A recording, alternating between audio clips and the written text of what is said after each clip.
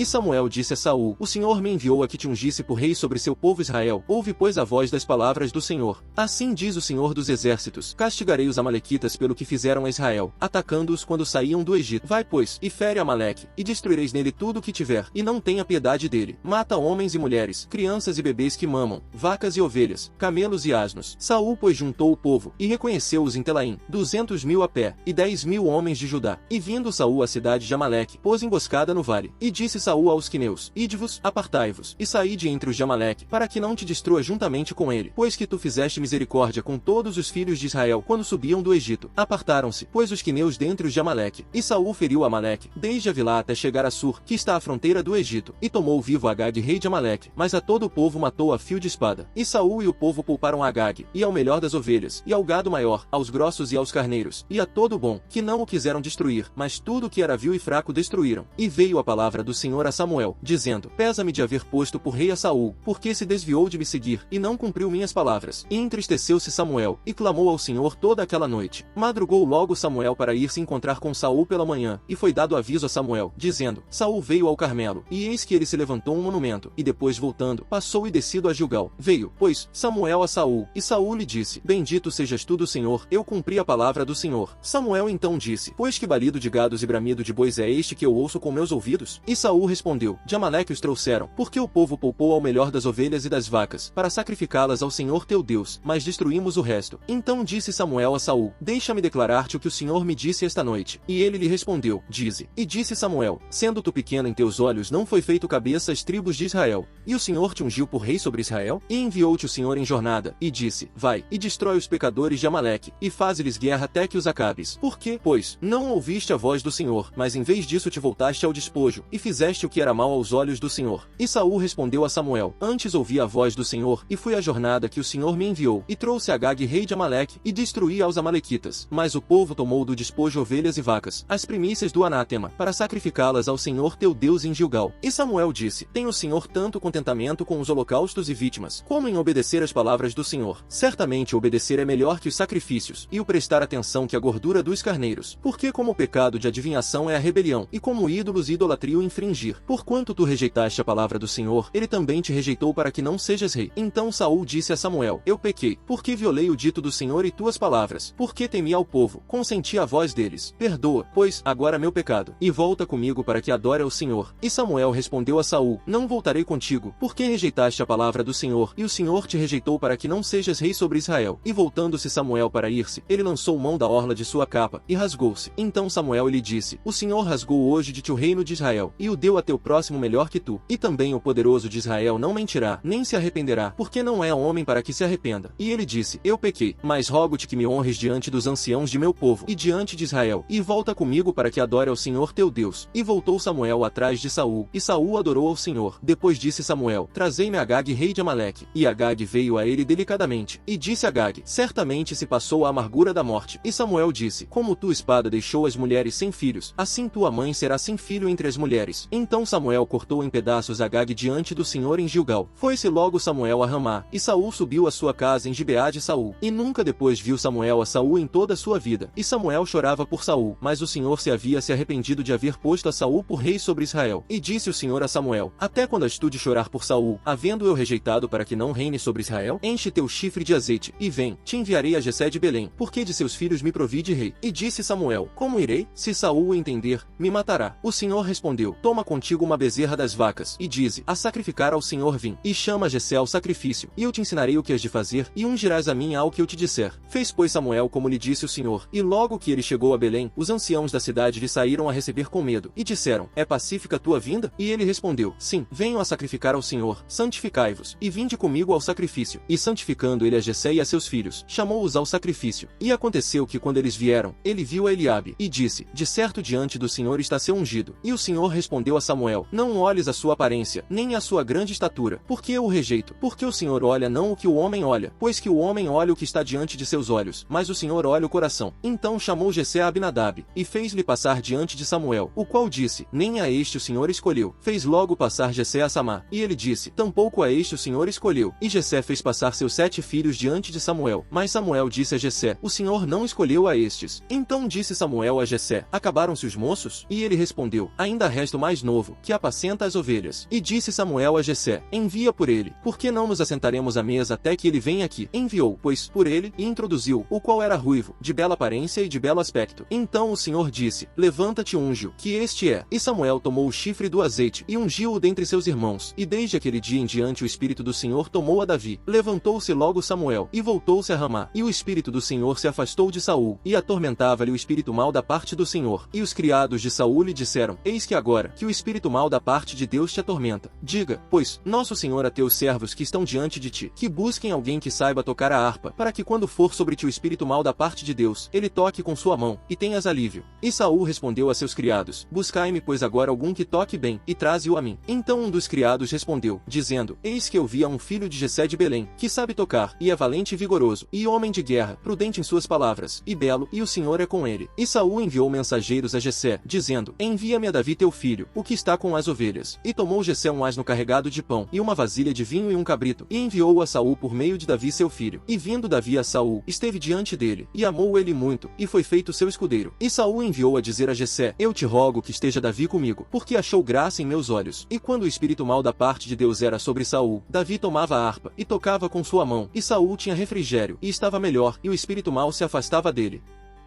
Porém Jesus foi para o Monte das Oliveiras, e pela manhã cedo voltou ao templo, e todo o povo veio a ele, e sentando-se, ensinava-os. E trouxeram-lhe os escribas e fariseus uma mulher tomada em adultério, e pondo-a no meio, disseram-lhe: mestre, esta mulher foi tomada no momento em que estava adulterando. E na lei nos mandou Moisés, que as tais sejam apedrejadas, tu pois que dizes? E isto diziam eles, tentando, para que tivessem de que o acusar. Mas inclinando-se Jesus, escrevia com o dedo na terra, e enquanto continuavam lhe perguntando, ele se endireitou, e disse-lhes: aquele de vós que está sem pecado, seja o primeiro que atire pedra contra ela. E voltando a se inclinar, escrevia na terra. Porém ouvindo eles isto, e acusados pela própria consciência, saíram um a um, começando dos mais velhos até os últimos. E Jesus ficou só, e a mulher que estava no meio. E endireitando-se Jesus, e não vendo a ninguém além da mulher, disse-lhe: mulher, onde estão aqueles teus acusadores? Ninguém te condenou? E disse ela: ninguém, Senhor. E disse-lhe Jesus: nem eu também te condeno, vai, e não peques mais. Falou-lhes pois Jesus outra vez, dizendo: eu sou a luz do mundo. Quem me seguir não andará em trevas, mas terá luz de vida. Disseram-lhe pois os fariseus: tu testemunhas de ti mesmo, teu testemunho não é verdadeiro. Respondeu Jesus, e disse-lhes: ainda que eu testemunho de mim mesmo, meu testemunho é verdadeiro, porque sei de onde vim, e para onde vou. Porém vós não sabeis de onde venho, nem para onde vou. Vós julgais segundo a carne, eu não julgo a ninguém. E se eu também julgo, meu juízo é verdadeiro, porque não sou eu só, mas eu, e o Pai que me enviou. E também em vossa lei está escrito que o testemunho de duas pessoas é verdadeiro. Eu sou o que testemunho de mim mesmo, e também de mim testemunha o Pai que me enviou. Disseram-lhe pois: onde está teu pai? Respondeu Jesus: nem a mim me conheceis, nem a meu pai. Se vós a mim conhecesseis, também conheceríeis a meu pai. Estas palavras falou Jesus junto à arca do tesouro, ensinando no templo, e ninguém o prendeu, porque sua hora ainda não era chegada. Salmo de Davi. O Senhor disse a meu Senhor: senta-te à minha direita, até que eu ponha teus inimigos por escabelo de teus pés. O Senhor enviará o cetro de tua força desde Sião, dizendo: domina tu no meio de teus inimigos. Teu povo será voluntário no dia do teu poder, com santas honras. Desde o ventre do amanhecer tu terás o orvalho de tua juventude. O Senhor jurou, e não se arrependerá. Tu és sacerdote eterno, segundo a ordem de Melquisedeque. O Senhor está à tua direita, ele ferirá os reis no dia de sua ira. Julgará entre as nações, ele as encherá de corpos mortos, e ferirá a cabeça de uma grande terra. Ele beberá do ribeiro no caminho, então levantará a cabeça. O sacrifício dos perversos é abominável ao Senhor, mas a oração dos justos é seu agrado. Abominável ao Senhor é o caminho do perverso, porém ele ama ao que segue a justiça. A correção é ruim para aquele que deixa o caminho, e quem odeia a repreensão morrerá.